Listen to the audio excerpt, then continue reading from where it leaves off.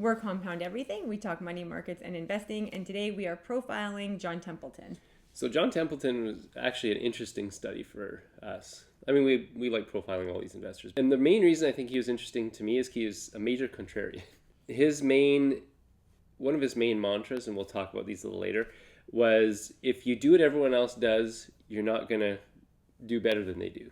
So he was not necessarily an advocate of buying the market indices and things like that, and he just thought he could do better. So let's talk a little bit about John Templeton. Maybe we start, why should we care about John Templeton? Mm-hmm. What's his claim to fame? So I guess his claim to fame is that he had a 16% CAGR over 38 years. Yeah. So that's not too bad. So what is that if you put like $10,000? So if you put $10,000 at the beginning of the Templeton Growth Fund, you ended up with over $2 million at the end of it. Yeah. And then That's pretty good. That's very good. And then his other claim to fame was the famous story of him buying a bunch of stocks. I think he bought about 106 of them. The outbreak of World War II, he bought like 106, correct me if I'm wrong, stocks that were trading all under $1. Yes. And he borrowed money to do it. And he bought 100 shares of each. Yeah. And on borrowed money. And in the end, he ended up selling them for a fourfold profit a few years later. And so he sold them for, I think, 4 or 5 times his money in the end that he ended up borrowing. And that is actually, I think, one of the only times he ended up borrowing money to invest. He's actually someone who hated borrowing money. He didn't like borrowed money either in his companies or in the companies he was looking at purchasing their stock. And the other thing about John Templeton actually is he was extremely frugal. Mm-hmm. That's one thing that maybe I didn't know about him in studying this, and that he would actually, in one of his offices, he would have his employees like reuse computer paper to make like booklets and stuff like that because he was too frugal to go buy books. I'm sure his employees must have talked about that behind his back. Yeah, but you notice a theme though, interesting, is that you notice a theme of frugality amongst value investors. I mean, you think of Warren Buffett, who's thought to be frugal. You think of Shelby Davis. Hetty Green. Rose Blumkin. All these people, John Templeton, were frugal by nature. And so they just, I mean, they say a penny saved is a penny earned. I guess it's yeah. I don't think you can be a value investor and not be frugal because, is it Charlie Munger who said, like, it's kind of like a vaccine. It just kind of takes, right? Yeah. And I think if you're a naturally frugal person, then the type of investing that works for you is value because you understand it. If you are not a naturally frugal person, I think value investing doesn't actually make sense. And there are a lot of great investors out there who aren't value investors and they do really well. And I just don't think value goes with every personality. I agree with that. That being said, I don't think John Templeton was really a value investor. No, he wasn't truly pigeonholed as a value investor. His main mantra, again, we'll talk about this a little later, was buy cheap stocks. So from that standpoint, he was a value investor, but he probably wouldn't be pigeonholed as such. He would buy shares either based on assets or based on earnings. And that's one of the things he said, is that when you're buying a business, you're buying either assets or you're buying earnings. And you really like that saying. I really like it. Oh, that was like kind of like... It was kind of like a light bulb moment for me, in a sense, that when you're buying a business, you're buying either assets or you're buying earnings or a combination of the two. So from that standpoint, he didn't want to pay too much for either the assets or for the potential earnings. And so I think it just highlights the idea, and I've struggled with this for a while in terms of value investing. So value can be either buying assets that are underappreciated, so you buy that dollar for 50 cents, or you're buying earnings that you are fairly confident or very confident are going to be increasing in the future, and it's selling at low multiples. Yeah. And so those are the things that he was looking for. And all those big investors loved that. They all would agree that was the better play than $50 cents on the dollar. Mm-hmm. They would say that a low multiple with growing earnings is a fantastic way to make money. So one thing about John Templeton is that he moved away from Wall Street and he moved to the Bahamas. And the reason he did is that he just felt that you couldn't be different from the crowd if you were immersed in the crowd. Yeah. And he's right. Like I say to my kids all the time, make wise friends because you are who you hang out with. Yeah. And it takes an extraordinary person to not be influenced by the masses. Yeah. It's said that John Templeton's performance when he moved to the Bahamas actually got much better, rather than when he was in New York or on Wall Street and whatnot. And it was because he is a contrarian by nature. And so from that standpoint, he could think clearly and whatnot. And it's also said that his information was old. A lot of people say, well, I don't do as well as others because, my information's old and, there's excuses. John Templeton, by the time he was getting his information, was way outdated and whatnot, but he was still able to really beat the pants off the market. Now, in an interview, he did actually say, he's like, well, I'm in the same time zone as Fair America. enough. So he actually said that his information wasn't outdated. Oh, interesting. Now, I know that a lot of places and resources we've read say that, that he would have had old information. But in an interview he said, I'm in the same time zone as America and I get the Wall Street Journal. Okay. Well, there you go. Interesting. Yeah. Okay.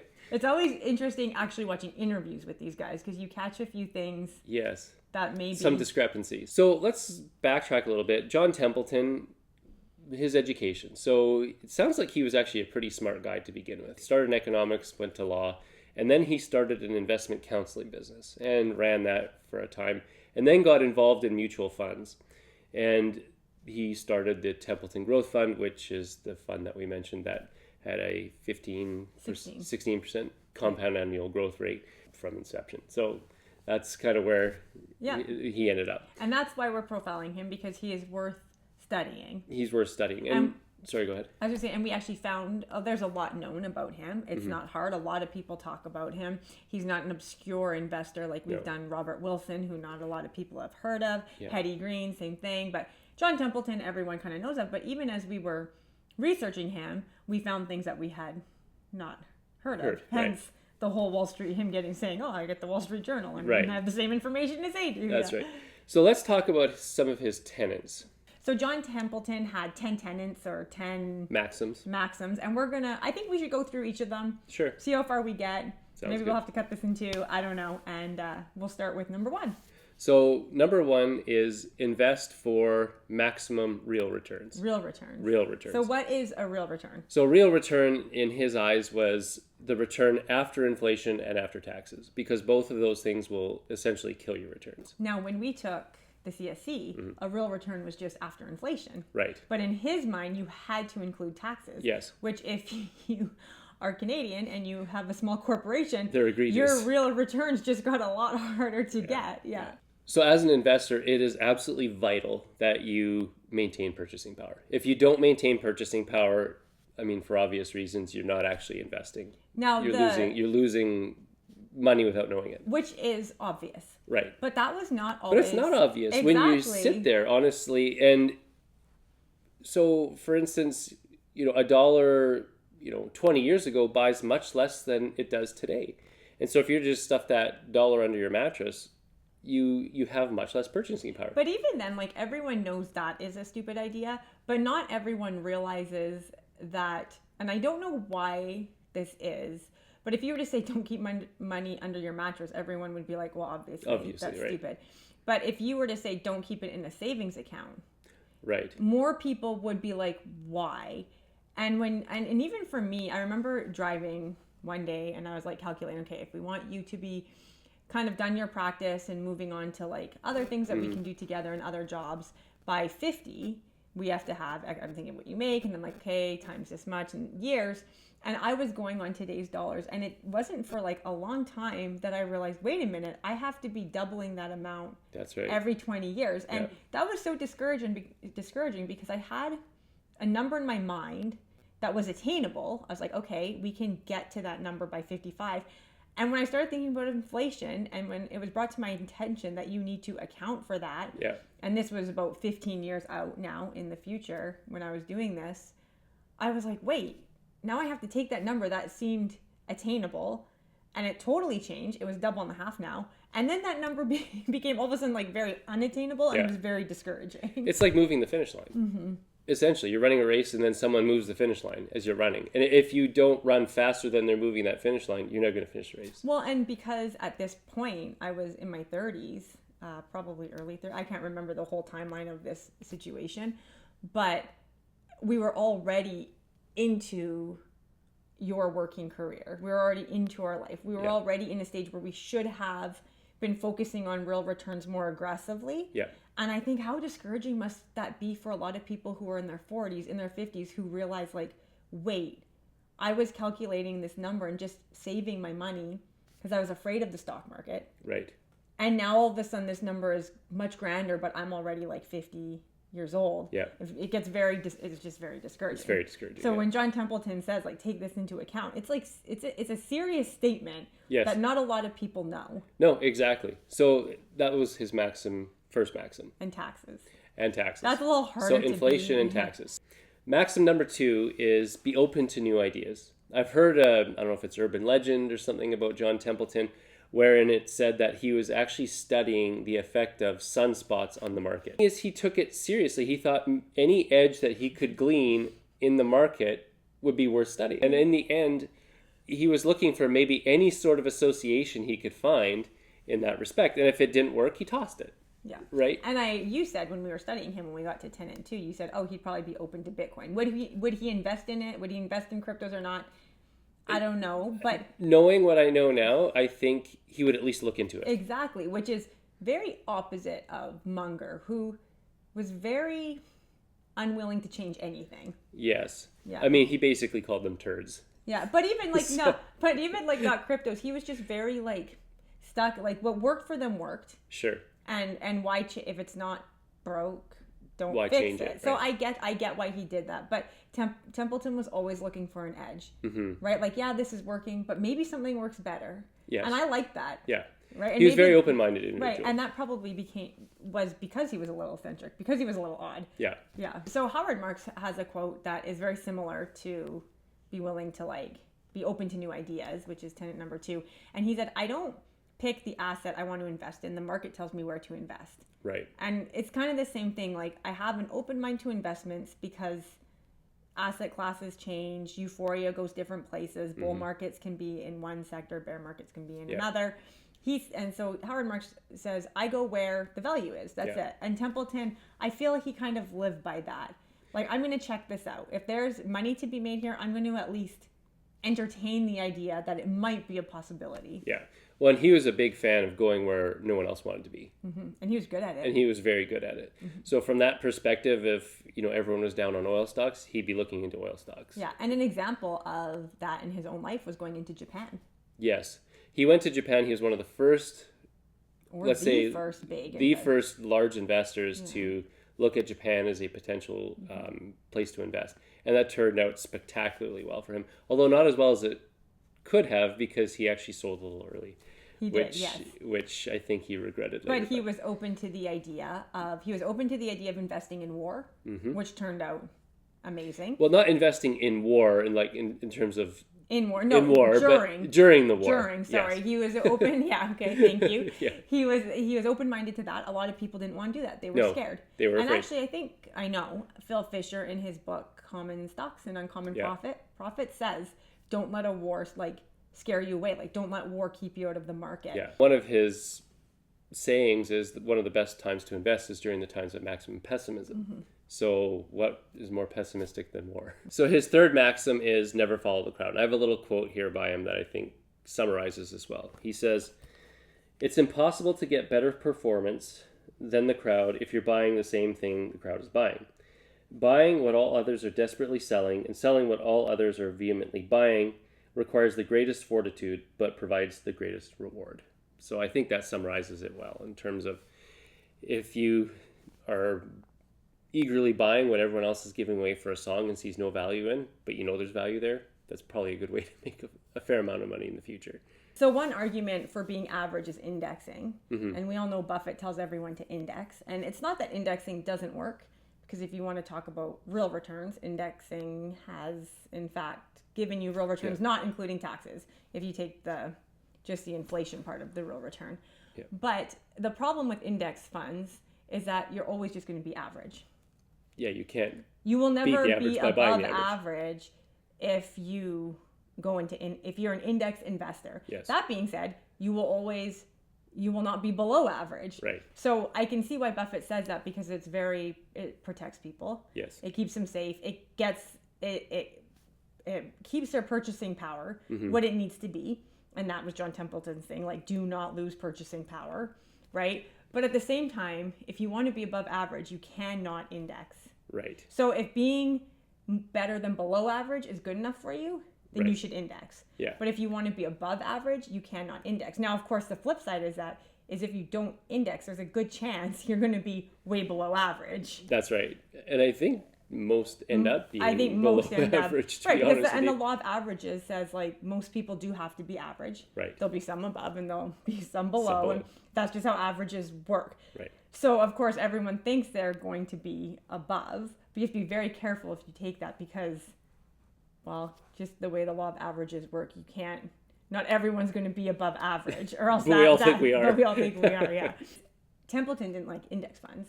No. It's not that he didn't like them. Like, I've never heard or read anywhere where he said people should or shouldn't use them.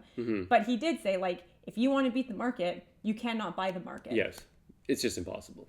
So maxim number 4 is everything changes. So bear markets are temporary and bull markets are temporary. There was a little quote I found here too that I like to read. I think is summarized as well. It says share prices turn upwards from 1 to 12 months before the bottom of the business cycle and vice versa. If an industry proves popular with investors, that popularity will always prove temporary. So things change. It's hard when you're in it, though, to imagine, and I guess that's recency bias. Yeah. Right? So if a bull market, if stocks are, everyone's euphoric. Yeah. 2020 and 2021 are a good example. Like, you couldn't imagine that it was not ever going to be like that. Like, you could honestly at that time throw money into anything and you would have made money. So everyone just thought they were a genius. Brilliant, yeah. Right? But then the tables turned, and then everyone thought, like, a lot of people dropped out of the market and never went back. Yeah, it was like, they got burned. They got burned, and it was like, that's it. Like, I'm done. It's never going to... When you're in it, that recency bias is so strong. Well, I had people tell me that oil was never going to recover in 2020. Yeah. When it was trading at, negative 2 cents or whatever it traded as a barrel.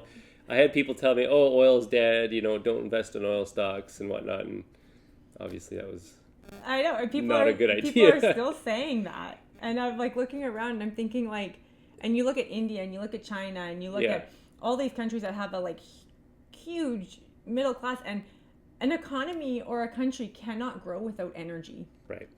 And I know there's uranium and then there's other green solutions like solar and wind, which... Well, that was the bear case against oil, is that all these things were going to take over. But like everything takes time, of course. Regulation, we got to figure out ways. And there's 8 billion people in the world. So and counting. So I don't know, it was so weird when people said oil's never going to recover. I didn't understand. It's you really think futures are going to stay negative for the rest of time? It doesn't make any sense whatsoever. Right. But that's an example of Templeton's maximum pessimism. Yes. When futures went negative, I don't think you could have got any more maximum pessimism than that. No, people were literally paying other people to take the oil. That's right? crazy. That's insane. And we just read a really interesting article in the Globe and Mail, and it was about a couple, a teacher, and I can't remember what she did. It might have been 2 teachers. Something along those lines. Yeah. Anyways, he was a teacher, and they have $2 million in their TFSA. Yep. And for anyone who's watching who's not Canadian, you're only allowed to put in $7,000 a year now, I think. Now, yeah. But it was $5,000 a year, and it's only been around for not even that long. I think the maximum you can have at your TFSA now is 90 some odd thousand. And that's only if you were 18 when they introduced it. Correct. So for this couple to have $2 million in the jobs that they have was astounding. And the way they made their money was buying not an oil company, but a natural gas company in Canada. 2020. In 2020, yeah. And they put in 69.5. Yep. 69,500, and I'm sure they had a few other investments, and now they have $2 million, and they are pretty much living off the dividends. Yes. So that's pretty cool. Which is very cool. And they bought in time of maximum pessimism. Yeah. Well, I think you're right. There is no maximum more pessimistic than negative futures. Than someone paying you to take the stuff off their hands. What is that? Yeah, that was so crazy. And that was just that was such a fun time. So that was one of my one of the most exciting times I've ever had in the market was when we were buying oil like that, because you knew there was I knew as much as the sun was going to come up the next day that those oil stocks were going to recover, and they were going to recover hard. Now, here's the fascinating part, though. At that time, other parts in the market were rallying like crazy, right? So oil was depressed when everything else was running. They're chasing that, very shiny lure, right? In a sense. We talked about this just the other day, that long-term investing is boring because if you're on a forum and someone says that they bought calls or they did a swing trade and they're like, oh, I made 400x on, bought to open, blah, blah, blah, sold to close, 400x in like 1 week or something like that, right? That seems like, you're like, whoa, like, why can't I do that? Like 400x. But then it's like, you look at your account and you have 800% up on one stock, 1,000% up on and it doesn't seem exciting simply because it took 3 years, 4 years. And it just seems boring, but you're like, wait a minute. Yeah. I have positions that are up that much. That are up. And because they were long-term positions, because I was much more certain on them, I actually was also able to put in like a pretty substantial amount of money into them. And didn't lose on many others. But that time makes it sound boring. I'll go back to what you were saying, or what we were talking about before with Maxim 1. In the first scenario, where the person has 400x in a week and sells, they trigger capital gains tax. Yeah. Right? Whereas the person who buys and holds for years and years pays no capital gains tax. Yeah. So the tenets work. The tenets work, but they're boring. They're not sexy, they're boring. You can't go on a forum and be like, oh, I can't brag about making that much money in a day or a week or whatever. Exactly. And like, honestly, I find long-term investors aren't natural braggers anyways. No, most aren't. Like, they're quiet, they kind of live in the shadows and all of that, which is a nice way to live. But man, oh man, oil was fun. That was a fun time. Yeah. His fifth maxim is avoid the popular. Which, I mean, we've already kind of talked about. Right, we've kind of talked about. He didn't like to go with the crowd. He was looking for unpopular things. So not only did he not like popular stocks, he also didn't like necessarily popular stock selection methods. So when one stopped working, or when everyone seemed to gravitate towards a stock selection method, he would abandon it because it would usually lose its edge. And that makes sense because that's how arbitrage is. That's right. Yeah. So, I mean, it also makes sense. Yeah. So if value was unpopular, he'd go into value. If growth was unpopular, he'd go into growth. Yeah. But as soon as it caught on, he'd move somewhere else. Yeah. We talked about this the other day, how, in a sense, it's difficult to find those same value plays as would have been found in Ben Graham's era, right? So you can't just find those dollars for 50 cents, at least not easily as Ben Graham was able to, because the market at that time, go back to another Templeton maxim, everything changes. The market at that time was so pessimistic, people were just giving away shares for what was working capital at the time. And it's not just the market that was different, it was the entire economy that was different. Right. And the thinking of Ben Graham and the tenets and philosophies of Ben Graham are, in my mind, to be adhered to. But the exact way he went about it, I don't know. It's very different now. We have a completely different economy. Yes. It's just a very different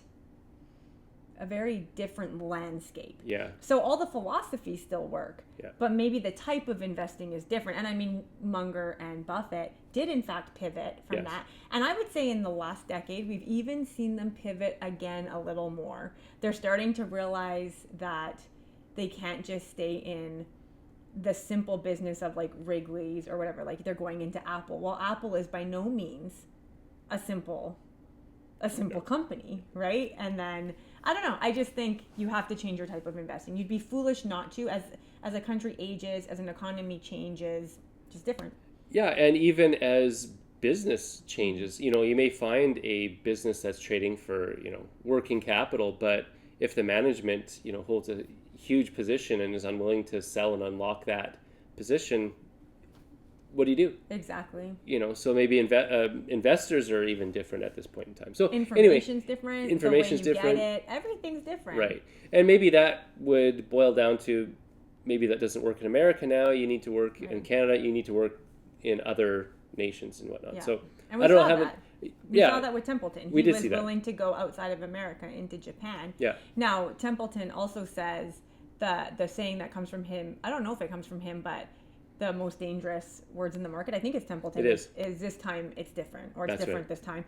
And it's true, like when you're thinking of bull market swings, bear market swings, and human emotion, that is always the same. And to say this time is different, like humans don't change. Nope. So that is true. But the style of investing might change. That's right. So it's kind of like a dichotomy there. Like, that's a good word, a dichotomy. It is. It really is actually a dichotomy. So number 6 is learn from your mistakes. So it's kind of obvious, but what we often find ourselves making the same mistakes over and over again. I mean, at least I do. It takes a long time. Sometimes we're slow learners. That's right. So I wanted to know his biggest mistake, right? Yeah. Because we know Warren Buffett has said his most gruesome mistake is Dexter shoes. Yes. Is that what it was called? Yeah. Dexter shoes. And other investors will talk about like their biggest mistakes. But it was very difficult for me to find John Templeton's. Now, you said that there were some positions he bought that went to zero. Yep. So those are pretty big mistakes. But he said personally that his biggest mistake was not putting more money into Japan. So it was a mistake of omission. And I kind of just glossed over that at first because I was like, okay, like I'm looking for like a mistake. Like what was his biggest mistake? Yeah, he bought a company and like it we've all cratered. And, we've all made mistakes of omission where we knew we should have invested and we didn't and whatnot. But then this morning, while we were preparing and drinking our coffee, I was just like pontificating on mistakes of omission. And I was like, wait a minute, like mistakes of omission are huge, but we just don't think they're huge because we haven't done something actively, except that we have done something. We've made the decision not to do something. Right. And so that's just as big of a mistake. And if we keep kind of saying like, oh, there's no called strikes, Buffett says that. Yes. That might actually cost us more. I see what he's saying, but those mistakes of omission have to be dealt with. Yeah. Well, and if you think about it, a strike oftentimes in baseball is when the batter does not swing. And the pitch was right down the middle. Yeah.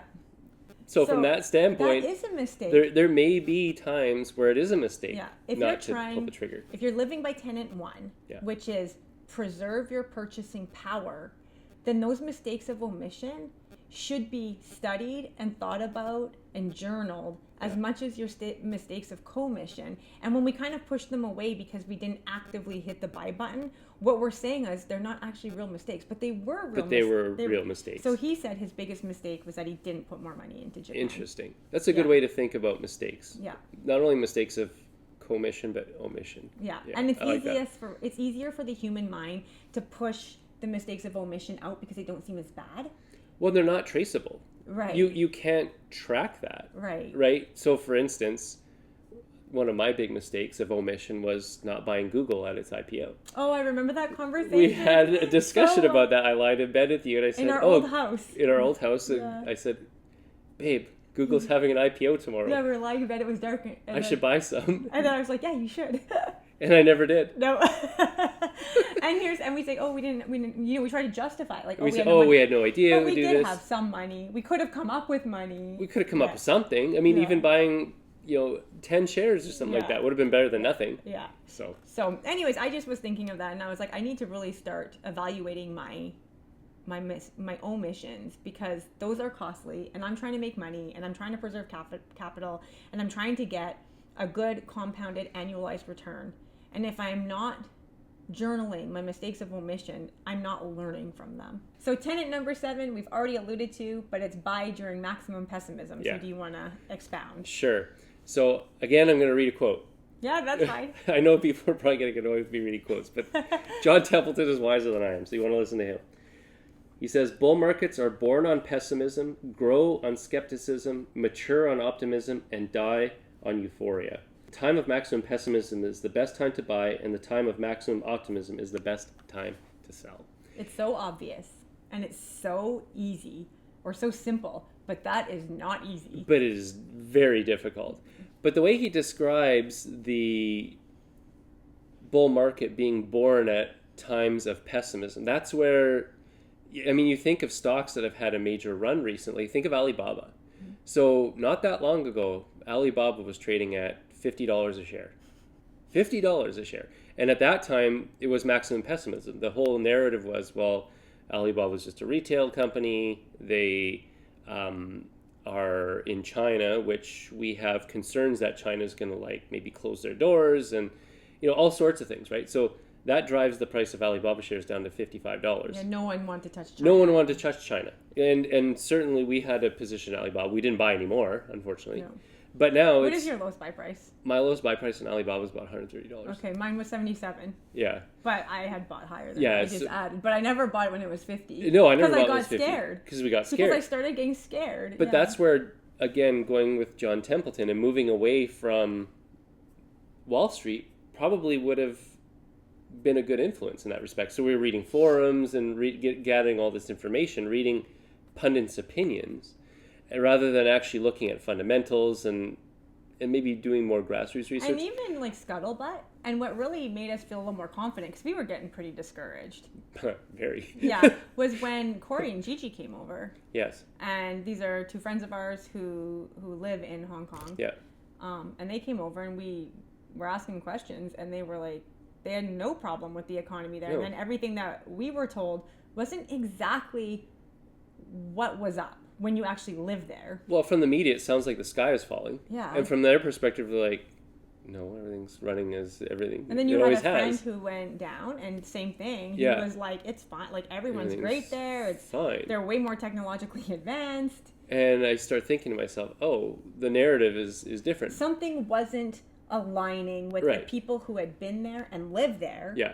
And I mean, also your old bosses live there. Oh, yeah. They still stay in contact. They're doing fine. They love it fine. there. They're still running business there. Right? You work for them. And it's like something like that was not fitting in with the narrative. With the narrative here. There was some like disconnect. And so, long story short, the price was $50 some odd for Alibaba. And recently, because of extraordinary measures from China, I mean, they're having issues, there's no question, because they basically took out the stimulus bazooka. Yeah. You can look a little bit more into that. And that's caused Alibaba shares to run to recently $110. Mm-hmm. So if you had bought at a time of maximum pessimism, which is about $50, you'd now be able to turn around and $110. You know, no, not 100x, 100%. 100%. You can see where John Temple is talking about. He said bull markets are born on pessimism, and they grow in skepticism. So I have a feeling that's where we kind of are in China right now. People are still skeptical. I hope you're right, because I want to make money. I don't want to break even. Like, I'm pretty even right now, but I want to make money. Yeah. And so if you continue on, he says mature on optimism. So as soon as people start getting really optimistic about China, David Tepper, actually, who's a very large fund manager, basically said he's going all in on China right now. Yeah, he's one of my favorite, not because I know much about him, but I love the name of his fund. Appaloosa. Yeah. I love it. Yeah. And then die on euphoria. Yeah. And so you can see that cycle. And I know I got to watch Baba carefully, because for me, I hate selling. So I'd be very cognizant of when it's time to sell Baba. Now, some people would have said I should have sold before because the lost opportunity cost. But I don't know where I would have put it. And I was pretty confident that once that China risk premium, that's what we called it, we kind of just made that up, went away, that Baba would go back up just based on Baba's fundamentals. Well, the problem is I'm going to be very careful how I phrase this. The problem when you sell at the bottom like that is you're selling at the best time to buy. Right. So you're really giving your shares away at the wrong time if you still believe in the company. I was going to say, if the company is still worth being invested in. Correct. Right? Because that was one of the things that Buffett said about Dexter. Yes. Was that he didn't pay attention to the changing business. Right. And he should have. Yeah. In my mind, and in my opinion, nothing had really fundamentally changed on Alibaba. And you could say, well, there's more competition and things like that from other competitors, and that may be true. Jack Ma's not the CEO. Jack Ma's not the CEO. There's increased competition from, JD.com, and there's other competitors coming in, whatnot. And so that is valid. But at the same time, at that point, their cash flow is still good. And there's other fundamentals that were still leading me to think this is not a good time to sell it. Plus, they're buying back shares in droves.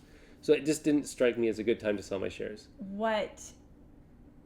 This is a perfect example of doing your own homework and not just listening. But you're right. Like, the time to buy was when it was $50. When people thought it was going to zero. And you're looking at the fundamentals and you're like, how is this thing going to zero? Number 8 is hunt for value in bargains. Sure. And that's very Lee Lewis. Like, he's very like, you need to hunt, like, no stone unturned kind of idea. Yeah. And I think John Templeton was much the same. Like, he did his homework in that respect. And as you referenced before, he'd be a guy probably who would let the market dictate where he should look. Yeah. I don't know if you have much more to comment on that. No, that one's easy. One of his main things that was quoted through another book was buy cheap stocks. Yeah, buy cheap stocks. If you take nothing more from this talk, John Templeton's maxim is buy cheap stocks. In maximum pessimism. Yes. That's maximum pessimism. That's right. Okay. Number 9, we've already talked about this, search worldwide. So you don't need to just stay in your own area. There's a whole broad world out there.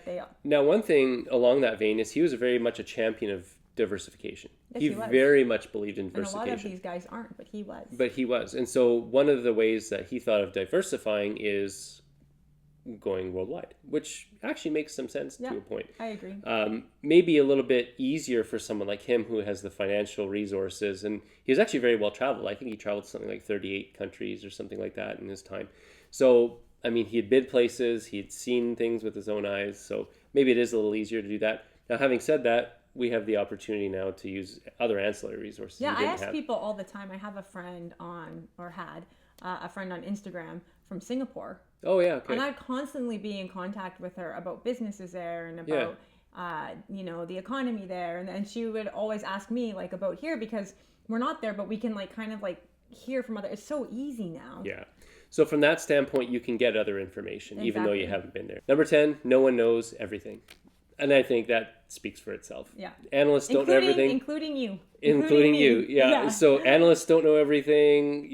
Insiders don't know everything. The CEO doesn't know everything. Right. That's why they make mistakes. That's right. So from that standpoint, no one knows everything. So I think we can take some solace in that too. Okay. So I think from that point, like, we've gone through his 10 tenets, so we can kind of maybe just quickly talk about a few other things. I loved studying Templeton because there was a few things I didn't know. Like, we found an interview where he literally said, I know when to sell.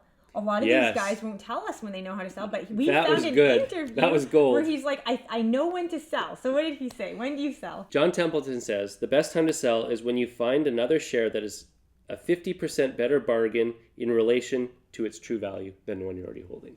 And that was it. And That's what he said. Yeah. And then he went on to say is you never sell a share unless you find something that is more attractive, basically. And in value. And then the interviewer said, this is an interview, she said, like, window shopping. He said, yes, exactly. Yeah. And he said, and this kind of goes with this, so he said you never invest in something unless it's a better value intrinsically. Yes. Like, right? And you don't sell a position that's good. A lot of people will sell a position because they see a company they like better. That's right. Like a shiny thing. Not because it's a value, not because it's below its intrinsic value. Mm-hmm. Yeah, so. And in fact, oftentimes those things probably look, he sees a shiny thing, but most people see dirt. Right. Right? So from that standpoint, what he's buying and actively looking at buying probably looks a lot like what Charlie Munger would call turds. Right, yeah. Right? So from that standpoint, but he's going in and buying it because it's cheap. Yeah, and he was just so good at doing that. But I rarely see a big investor tell you when to sell. And he answered the question. So you sell when you find something that's 50% of its intrinsic value. Yes. If the company you're in is overvalued. That's right. Right? That's what he said. If your company is overvalued and you find one, and he even said the numbers, 50% less of its intrinsic value, you sell that one and you buy the new one. And I was like, oh, and I think we like rewatched it like a few times just to make sure like we caught what he said. Another thing he said that was interesting to me was when he said, don't buy a company just because you use it or you like it. Yes. And that's very much anti-Peter Lynch style. Yes. Peter Lynch was all about, buy a company because you use its product, because you know its product, you know why you like it, you can develop a story, etc. And we've adopted that philosophy around many things. Well. And it's worked well for a lot of things. That was what kept us in Facebook and whatnot, or Meta. So I don't know if I agree with that advice necessarily, but I'll take it and consider it. You'll take the tenet of be open. I'll be open. I'll be open-minded. You'll be open-minded about it. That's right. But I don't know if I agree. Yeah, I was like, wow. Like, Peter Lynch is actually my favorite big investor. I have said this before. You say he's the people's investor. He's one of the only big investor who is truly for the people. I agree with you. And so I have a special place in my heart for him and learning from him because I think he really wants to see us win. He does, and he really gives us ways that the average person can pick winners. I don't know if these other big investors really want to see us be above average. And I also don't think these other big investors think we can be above average.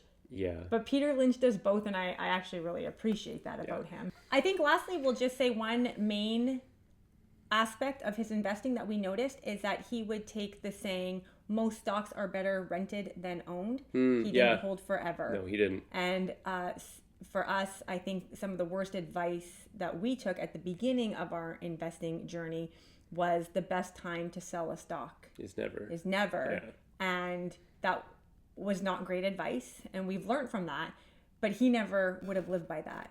No, his average holding period, I think, for a lot of his stocks was somewhere around 5 years. Yeah, very interesting. Yeah. Very, very intriguing. It was a very good study. I really appreciated restudying him and doing a really deep dive. And I mean, finding that interview where he told us when to sell. That was gold. That was gold. So that was perfect. No stone left unturned. No stone left unturned. That's right. Yeah. So I think we'll wrap it up here. If you can like and subscribe to this video, or if you're listening to it on a podcast, if you can subscribe to the podcast, that really helps us. And we will see you next week.